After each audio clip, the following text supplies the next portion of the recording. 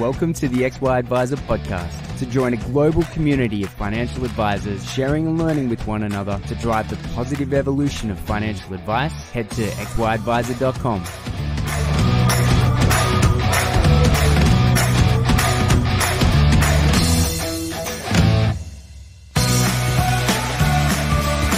This podcast is brought to you in partnership with Hub24.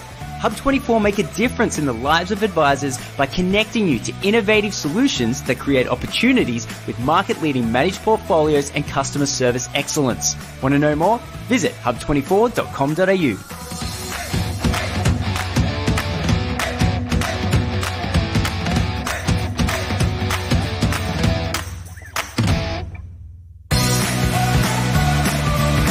G'day, Clayton here from XY, chatting with Dawn all the way over in WA. Thank you so much for coming on. Thank you for having me, Clayton.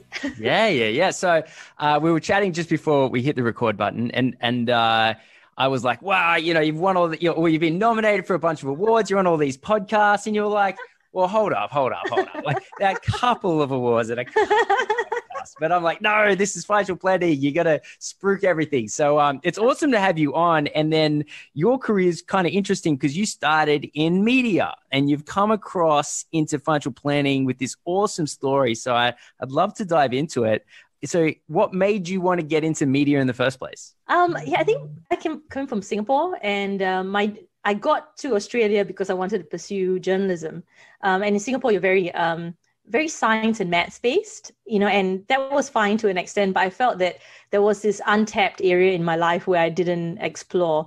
My dad was in broadcasting for over 30 years, and he's a very talented man. I don't have even 10% of his talent, but I really felt motivated to want to write. Like, it was just something in me. So I had to really convince my parents that I was not going down the pathway of a engineer or scientist. You hear the Asian stereotypes. It's quite true. There's pressure to be in one of those jobs, and to be able, for them to be fine enough that I was going to be a failure and go into the arts.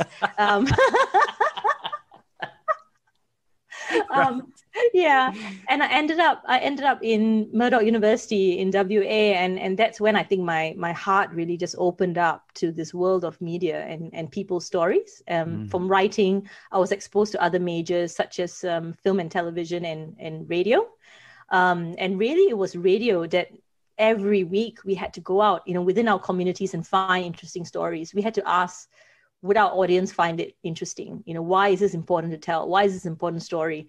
So it became very wired in me to kind of go, what's your story?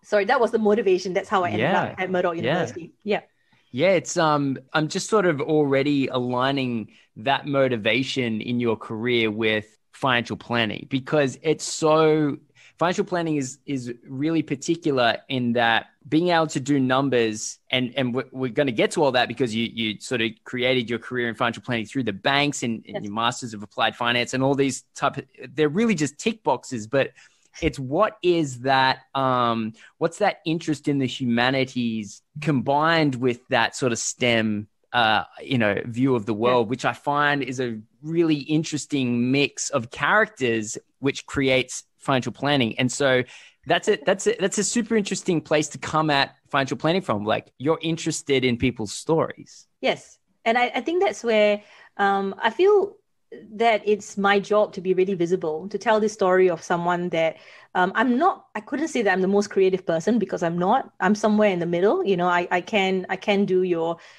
financial concepts. I get it. But communication is a big key.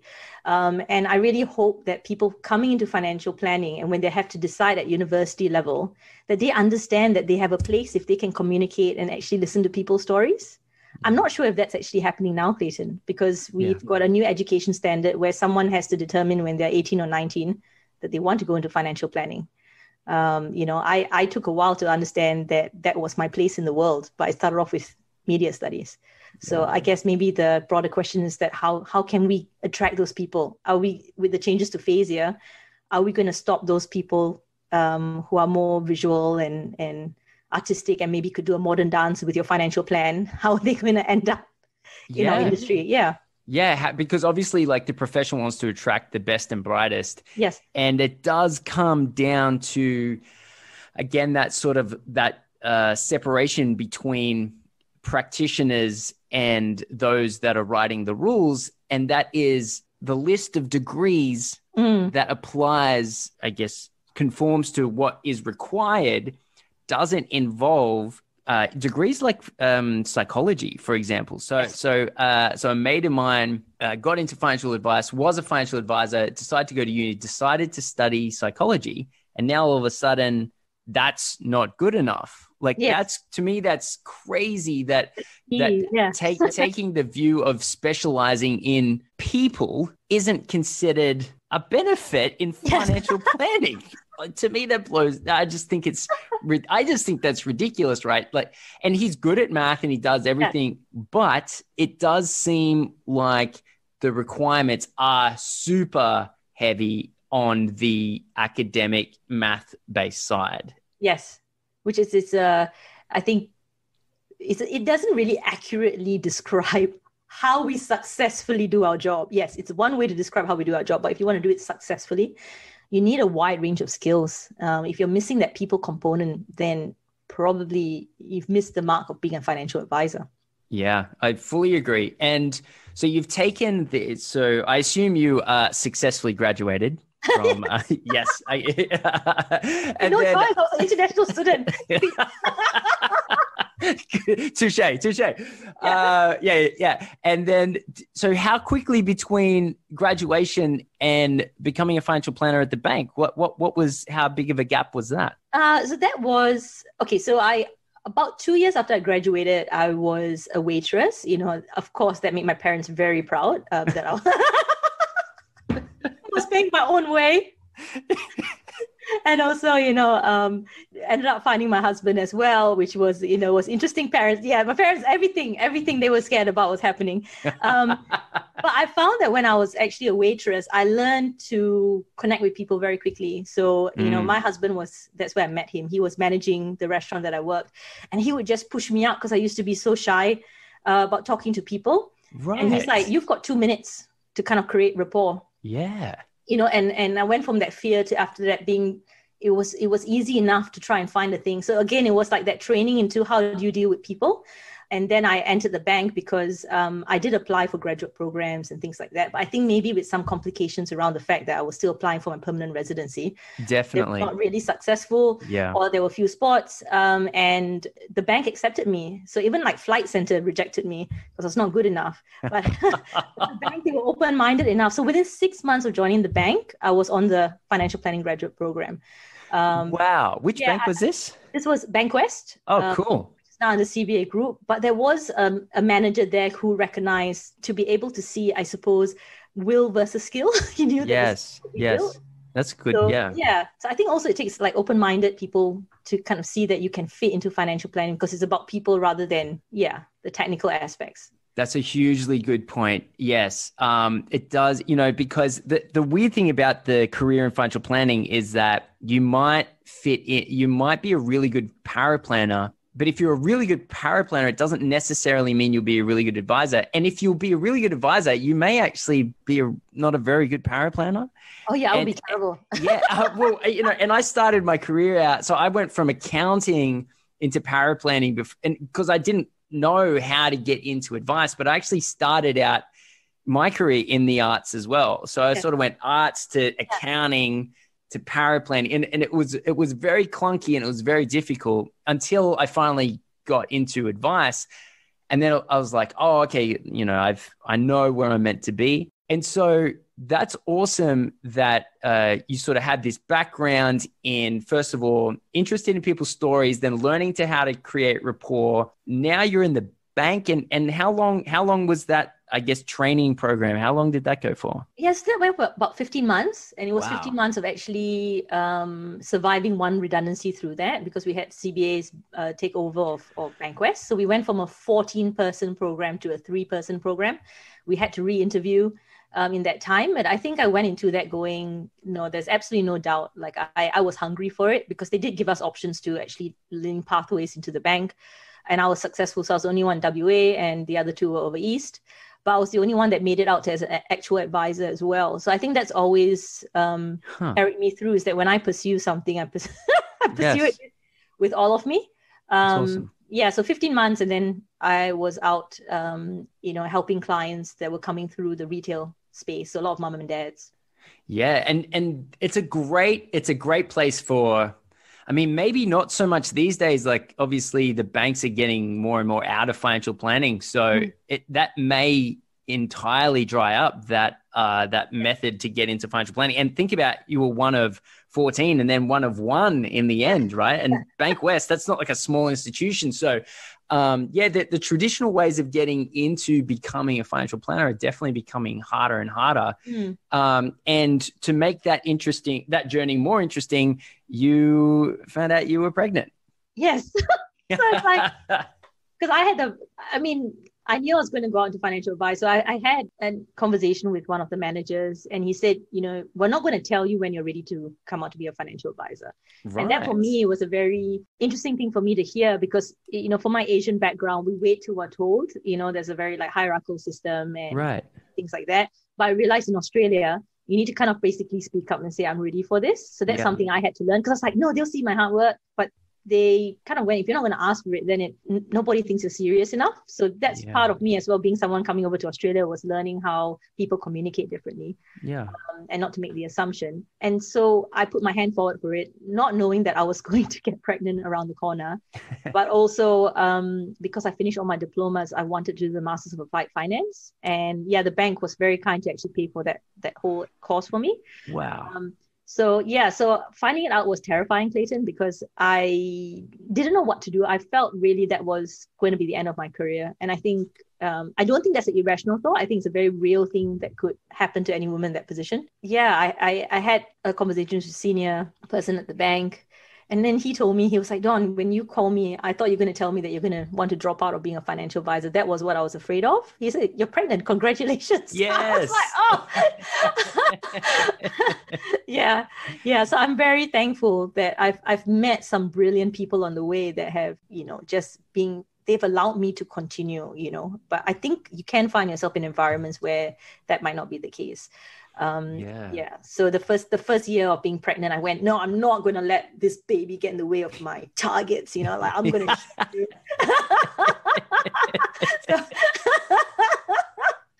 I know exactly what you're talking about, because so my wife Vera, she was pregnant after a handful of years working her way up in IT consulting, and then she was super, wanted to hold the professionalism above all else kind of thing. And then the little guy comes around and, a lot changes, right? You go, oh, wow, there's more to life than just doing it. But at the same time, and I can tell you're the same, like being a mother, from what I can see, is great, but also you've got so much more to do as well. Yes. I feel being a financial advisor makes me a better mom, and me being a mom makes me a more confident financial advisor, because I learned I maintain the boundaries that I want between my family and work. Like I will give everything for my workplace. Yes. But there is a line there that my family is the one that drives everything that I do, so I think that helps me out. But you get through it. I think you understand what resilience is, even though you might not realize you're resilient, and I took about 3 months off with the first 2 kids. And the last one was 4 months, but I went to do labor with him 5 weeks early. So I remember a client seeing me and she went, I don't think you've got long to go. I'm like, no, don't say that. I said, I'm not off for another 2 weeks. I've got things to do. And I was like waddling. By this time I was like waddling through to get home. And then I went into labor, and I remember like standing there at the mercy of my husband. I'm like, please let me bring my laptop. That's so good. He just looked at me, and I knew all the power was in his hands, because the right answer would be, don't give this mad woman her laptop. But he knew that it would kill me. So he let me bring it. And then in the hospital, they told me, no, you're not actually really in labor. So I'm calling clients. Oh, remember I told you I'm in labor? No, I'm not in labor. I'll see you in 2 days. And then they told me, no, then I gave birth. I said, remember I told you it was false? No, I actually did give birth. Now I'm a parent to a 3rd child. So maybe let's push our meeting out just a couple of weeks. Oh, no, I actually did a planned presentation from the hospital bed as well. So Stop it. Yeah. Dawn, that is amazing. That is peak financial planning. Oh, holy dooly. I think you win all the awards. any of the awards that are out there that you nominated for. You have to win them all purely for that point alone. So basically, I had my C-section. They gave me enough drugs, so I couldn't feel anything anyway from the waist down. Enough to prop a laptop up. The story was that the client, if I had delayed it, I felt that she was not going to get her age pension entitlements, and I knew she needed it. Wow. I mean, it was not her fault that she had a pregnant advisor. It's a very weird way of looking at it. That was my feelings at the time.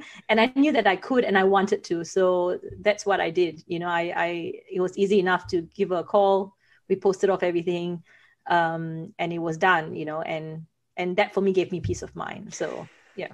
It's amazing. It's an amazing story. It's, and I totally get like your frame of reference where you're thinking, yes, it's my choice to have a child, but this person who desperately needs this thing for their life, they shouldn't have to suffer. And I mean, it's a very, dare I use the word, magnanimous. It's a very high, you know, view of your, you know, that you must have of your own profession and your own of your role in your client's life. And it's awesome. Like, you know, I'm a big fan of all that sort of stuff. So, you found out you were pregnant when you were given notice of your first financial planning role. And then and thankfully, you know, you were looked after and you've gone on to build a fantastic family, which is awesome.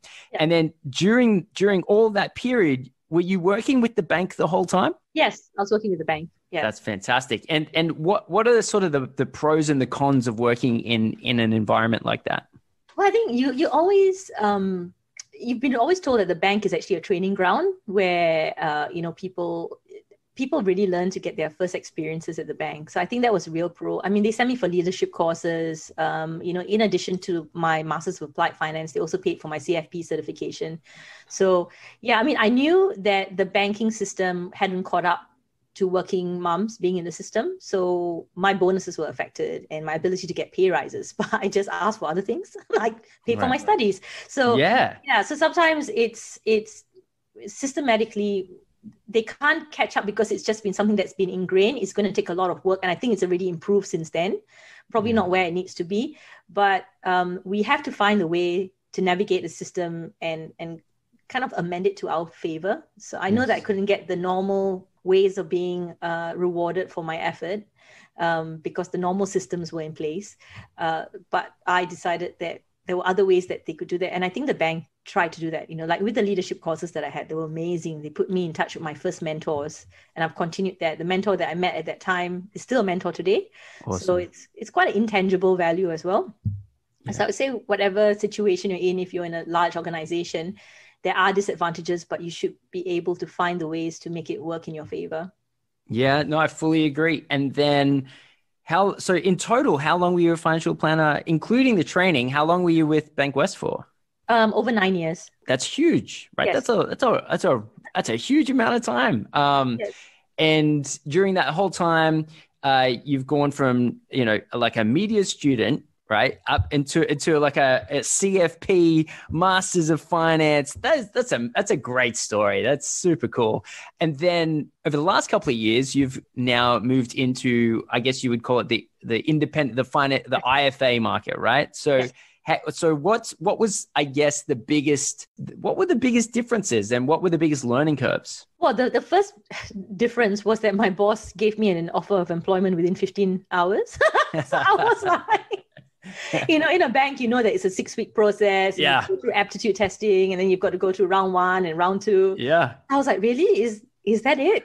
But he had spent a number of months already communicating to me that he wanted me to be part of his business and see me there long term.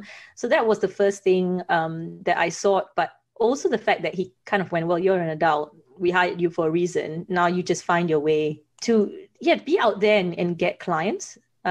So for me, I think that's why I found so much of who I was. I was always there, but I think being able to allow who I am to be more accessible, more widely, is something that I've learned since I've been at Wealthwise.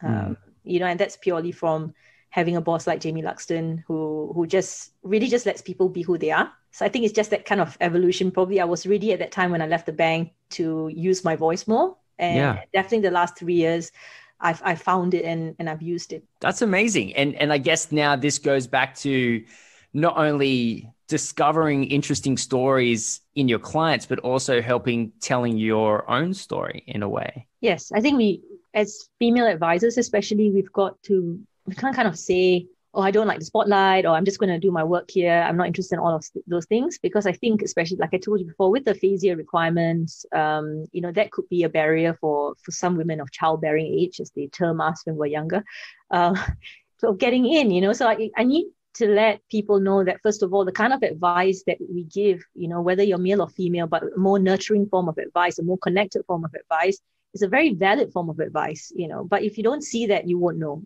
People in the public who connect to that will not know. People who want to be financial advisors and who know who can provide that will not know either.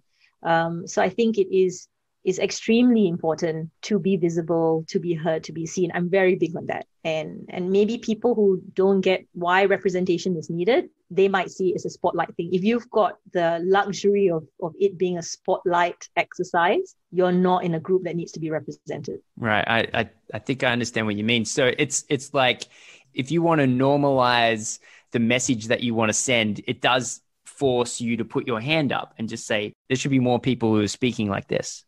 Yeah, I mean, there's so many wonderful stories of advice and impacts of advice, but maybe we don't hear it because there's different forms of advice. I think still in our industry is very much like, in our industry is like, there's still an awe factor for someone that deals with multimillionaires or billionaires and, brings in huge revenue streams, But what about the people who are also making an impact for the everyday Australian, the mums and dads? That's an impact too.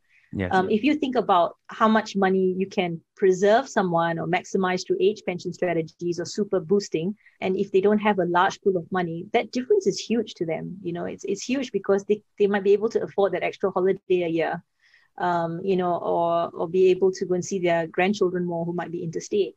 So I believe those stories need to make it out there as well, because we all do this for different reasons. There's no wrong or right, but those stories should be heard. Yeah, I fully agree. So what are you doing in your career to get those stories out there? I'm being really annoying via LinkedIn. Probably post a lot. You can't say that's annoying, because I see your stuff and I'm like, that's cool. So if you're doing something annoying on LinkedIn, the algorithm's not feeding it to me. Yeah, I post. LinkedIn is a professional network, and I have a lot of connections through firstly the banking space, but now over the last 3 years, built a lot of from the financial planning space, financial coaches, academics as well.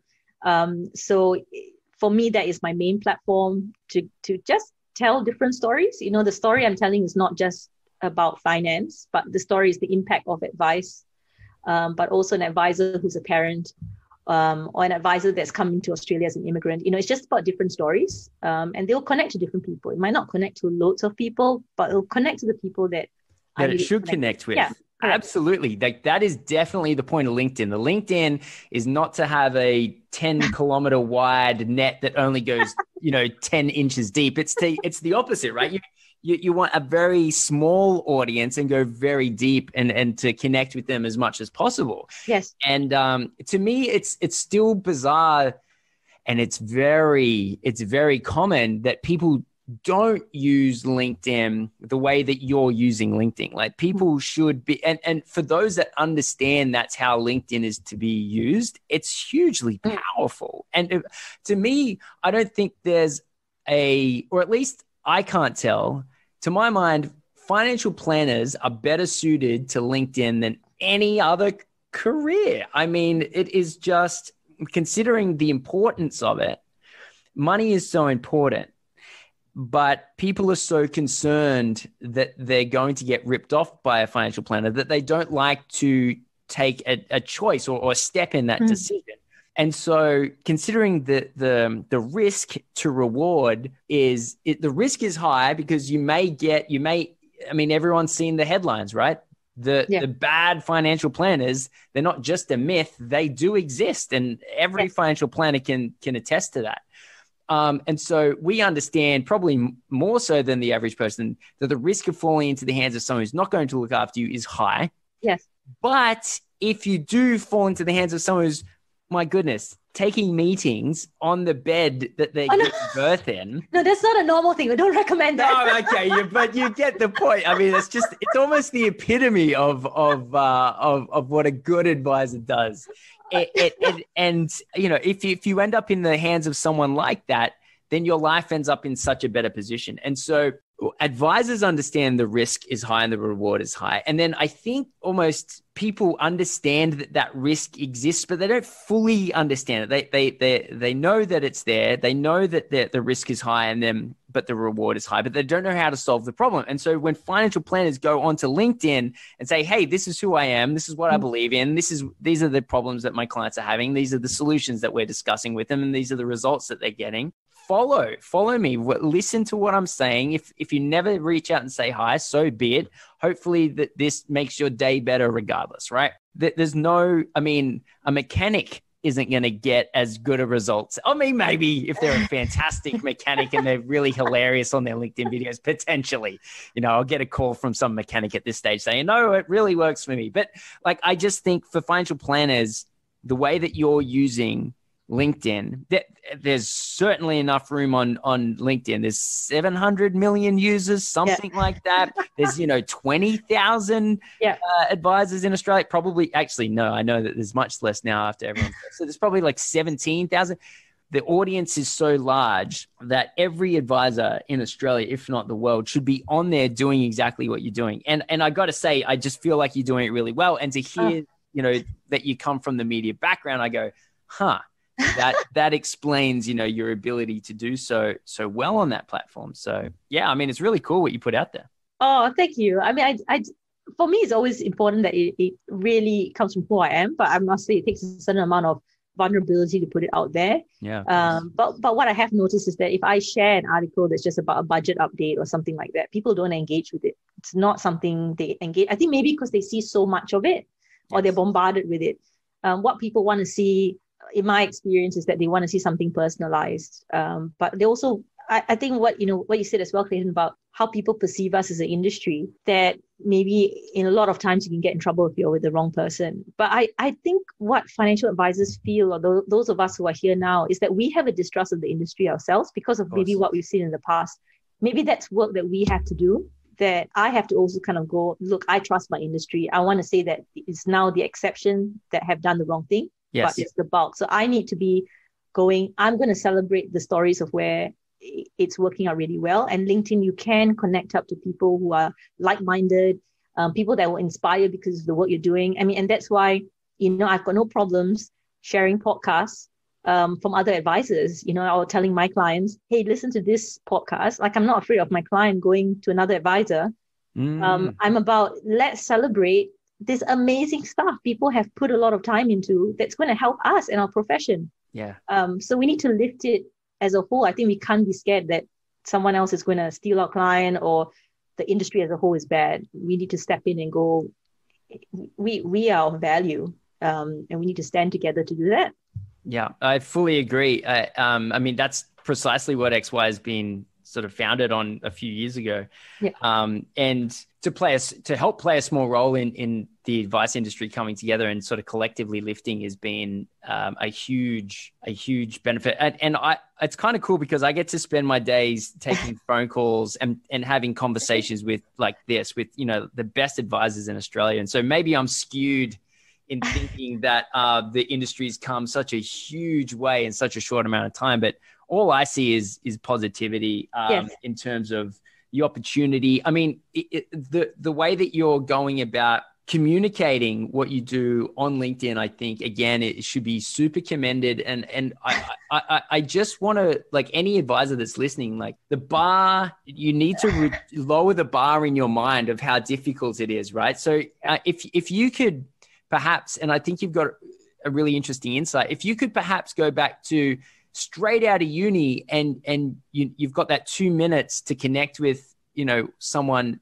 at your work, is the fear that you experienced in starting out all those years ago as a waitress, do you feel like there's any sort of analogy or similar fear to when you wanted to start, posting publicly and vulnerably on LinkedIn? Is there any analogy there? Yeah, I think you just got to try and see what works. But the other thing as well is that you can't wait for other people to tell you that it's okay, because largely there were people from the banking background that told me that, that women who also told me that why would we share anything personal on LinkedIn? Because we do this. So they were probably about 10 or 15 years older than me. And I understand that they came into an environment where they had to be pretty much, for them to play, they were playing even on more unequal terms than I did. So they've learned to protect anything that could make them look as vulnerable or weak. So I get where they're coming from. So for me, I had to listen to what I felt I was willing to do. So I think if you want to be able to make your mark, you also have to dare to be different, and being different could fail, but it's okay. You learn from it.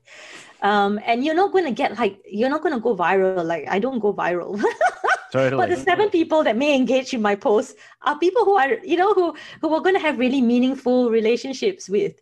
So even, for example, my video, I did a 2 video series on YouTube. I launched a YouTube channel this year, and I mix cooking videos in there, 2 cocktail ones in there. I thought, it's my content. I can do whatever I want. I don't care. Hell yeah. I was like, nobody's paying me to do this. I'm doing this myself on my own time. Yeah. So, but I did have somebody that was, interestingly enough, told me that, who was not really in my sphere of advocacy or mentoring, but they felt they were doing me a favor by giving me feedback. They said that they felt that my content wouldn't be of any value to anyone.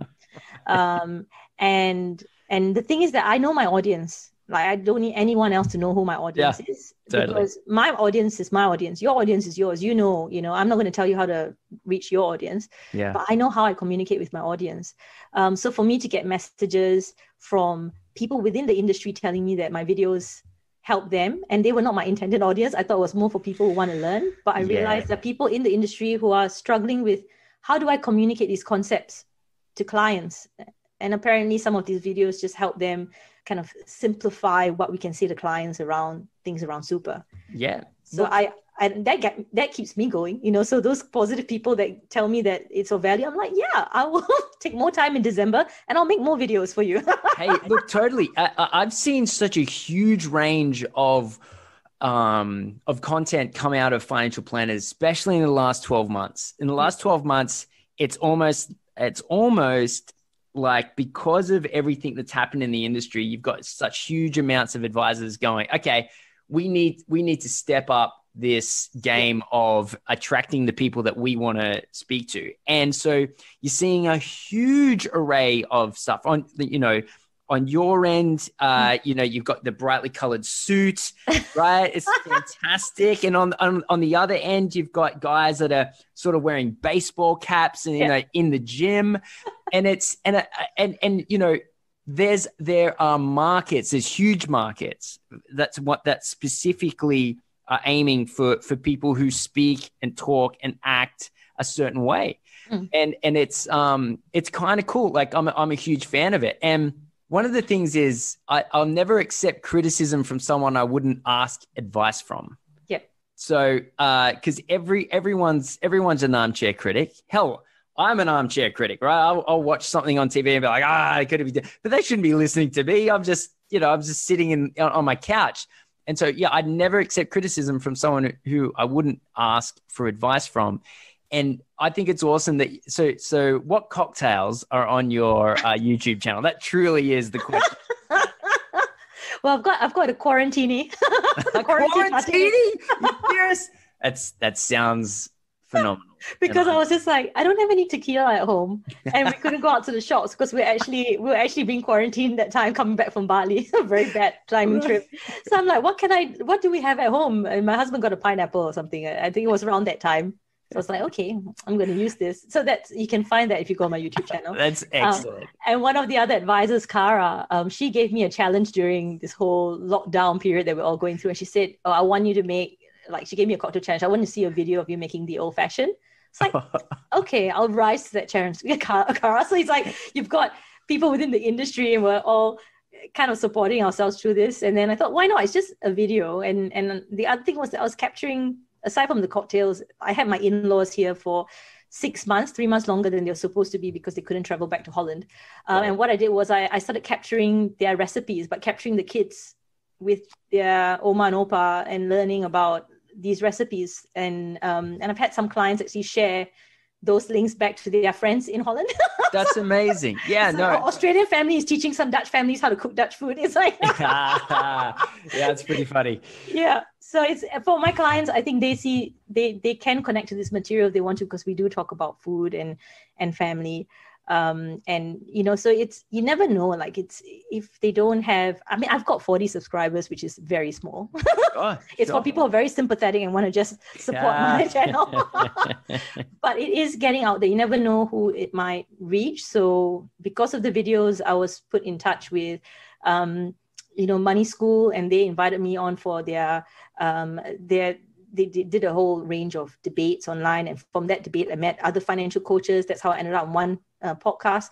Nice. And I ended up on Yahoo Finance because of the Money School debate. So it's wow. Like one thing leads to another. You don't need millions of people watching your stuff. You just need the right people to connect to your content. Totally. Well, Dawn, keep going. It's awesome to see. It's awesome to hear about your whole career. And yeah, just keep smashing it. And congratulations on, like I mentioned at the start, the handful of awards you've been nominated for and everything you're doing out there. So thank you so much for coming on and sharing, with the XY Advisor community. I really appreciate it. Thank you so much, Peyton.